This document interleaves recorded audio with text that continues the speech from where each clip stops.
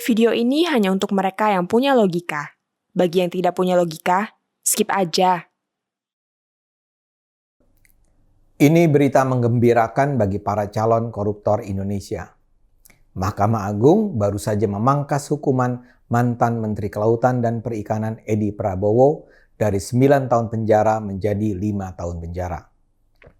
Majelis Hakim menilai sebagai Menteri Kelautan dan Perikanan RI, Edi sudah bekerja dengan baik dan telah memberi harapan yang besar kepada masyarakat, khususnya bagi nelayan.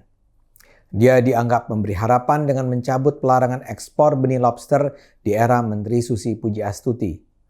Melalui peraturan baru yang dikeluarkannya, Edi dinilai memberdayakan nelayan dengan membudidayakan lobster yang memiliki nilai ekonomi sangat besar. Dalam peraturan tersebut, eksportir disyaratkan memperoleh benih-benih lobster dari nelayan kecil. Jadi jelas, kata hakim, perbuatan Edi tersebut ditujukan untuk menyejahterakan masyarakat, khususnya nelayan kecil.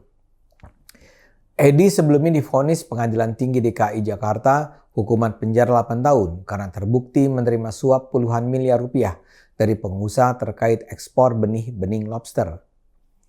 Keputusan MA untuk mengurangi masa hukuman ini sangat mengherankan. Kalau pakai istilah ICW, keputusan MA ini bisa menjadi multivitamin sekaligus penyemangat bagi pejabat yang ingin melakukan praktek korupsi. Tidak akan ada lagi efek jera. Korupsi adalah kejahatan extraordinary yang menghancurkan bangsa. Kalau dibiarkan, Indonesia akan hancur. Bahkan hukuman terhadap Edi seharusnya diperberat mengingat ia adalah pejabat tertinggi di kementerian yang memakai kekuasaan, kesempatan atau sarana yang diberikan kepadanya untuk kepentingan pribadi. Berkat keputusan MA ini, hukuman Edi hanya 6 bulan sampai 1 tahun lebih berat dari staf khususnya, sekretaris, serta nama-nama lain yang ikut terlibat dalam korupsi berjamaah. Padahal level kejahatan mereka jelas sangat berbeda. Argumen hakim bahwa kebijakan Edi membawa kebaikan pada nelayan juga sangat meragukan. Buktinya, begitu Edi ditahan, kebijakan untuk mengizinkan kembali ekspor benih lobster dibatalkan. Artinya, keputusan Edi tersebut dianggap tidak membawa manfaat bagi rakyat. Dan penyalahgunaan kekuasaan yang dilakukan Edi jelas merugikan sektor perikanan Indonesia, termasuk membahayakan kesejahteraan nelayan. Apa yang dilakukan Edi mencoreng nama banyak pihak. Edi adalah orang kepercayaan Prabowo Subianto. Dia adalah wakil ketua umum Gerindra. Dan dia menjadi menteri pertama di masa kepemimpinan Jokowi periode kedua yang ditangkap KPK. Dia ditangkap pada November 2020, hanya 1 tahun setelah pemerintah Jokowi berdiri. Di pengadilan, Edi memohon belas kasihan karena dia memiliki seorang istri yang solihah dan 3 orang anak yang masih membutuhkan kasih sayang seorang ayah. ICW pernah berharap agar KPK menuntut Edi dengan hukuman penjara seumur hidup. Edi sendiri pernah berkata bahwa ia siap dihukum mati. Ia terus berkeras bahwa ia tidak bersalah, padahal bukti-bukti yang ada tak bisa dibantah. Edi mengizinkan budidaya dan ekspor benih lobster. Tapi perusahaan pengekspor harus menyogok pada Edi dan timnya. Ia membentuk tim dengan nama keren, Tim Uji Tuntas Perizinan Usaha Perikanan Budidaya Lobster. Tim inilah yang menentukan perusahaan mana yang diizinkan mengekspor benih lobster. Masalahnya, tanpa sogokan besar, izin tak akan keluar. Seperti dikatakan, praktek korupsi ini dilakukan Edi dengan melibatkan orang-orang di sekitarnya.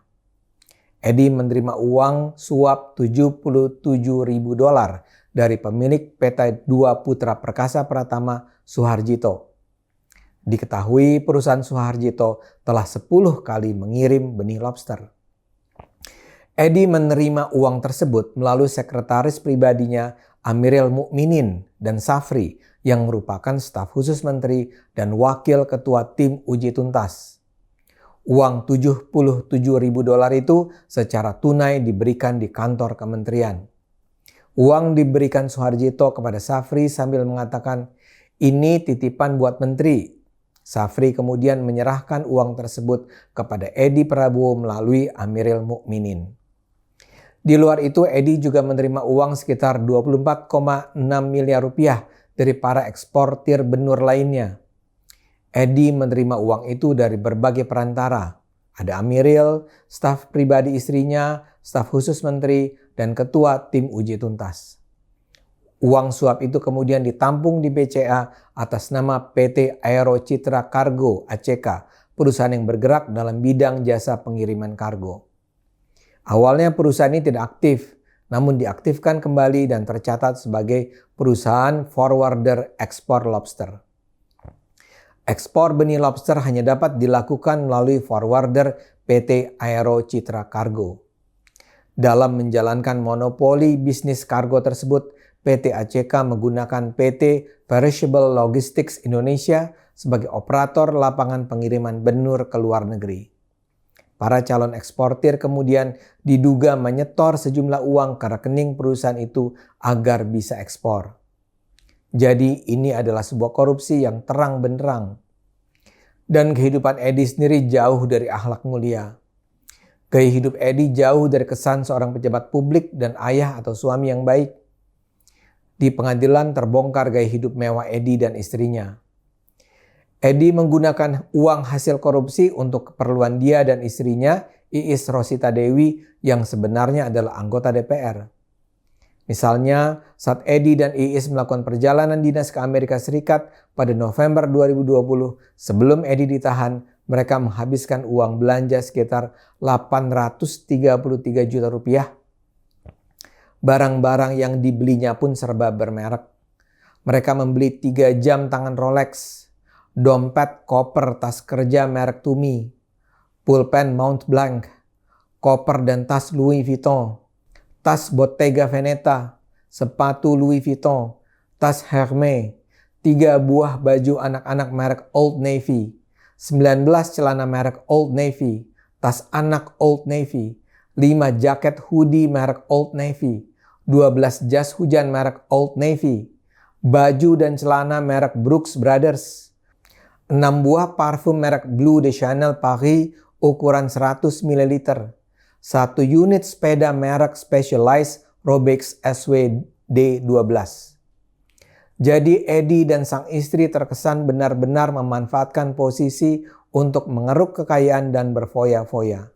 Selain itu, di antara Juli sampai November, Edi juga mengeluarkan miliaran rupiah untuk membeli tanah di Sukabumi, Cibodas, Bandung, Cianjur. Edi bahkan membelikan staf khususnya, Andreu Misanta pribadi, tanah dan bangunan seharga 8 miliar rupiah di Jakarta Selatan. Saking istimewanya Andreu, Edi juga membelikan sebidang tanah di Cikarang Pusat seharga 1,1 miliar rupiah. Kisah Edi juga menarik perhatian publik karena sejumlah perempuan yang memperoleh aliran dana korupsi itu. Kepada para perempuan ini, Edi Prabowo diduga mengalirkan hasil korupsi dalam bentuk uang, apartemen, dan mobil. Edi membiayai sewa apartemen untuk 3 sekretaris pribadi, semua perempuan, yaitu Vidya Yusri, Putri Elok, dan Anggia Tesalonika Kluwer. Bahkan Anggia, yang semula adalah model cantik terkenal, juga mendapatkan fasilitas mobil Honda CR-V. Ada pula dana mengalir ke seorang mahasiswi bernama Esti Marlina. Belakangan, KPK menemukan dana hasil korupsi juga mengalir ke bijuanita dangdut Betty Elista sebesar 66 juta rupiah sebagai tips nyawer.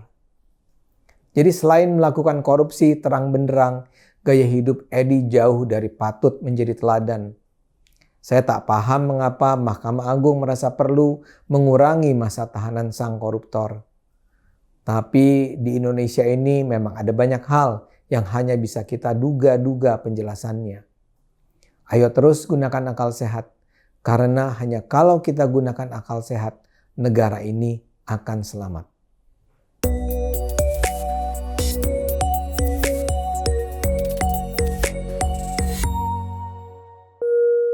Video ini hanya untuk mereka yang punya logika. Bagi yang tidak punya logika, skip aja.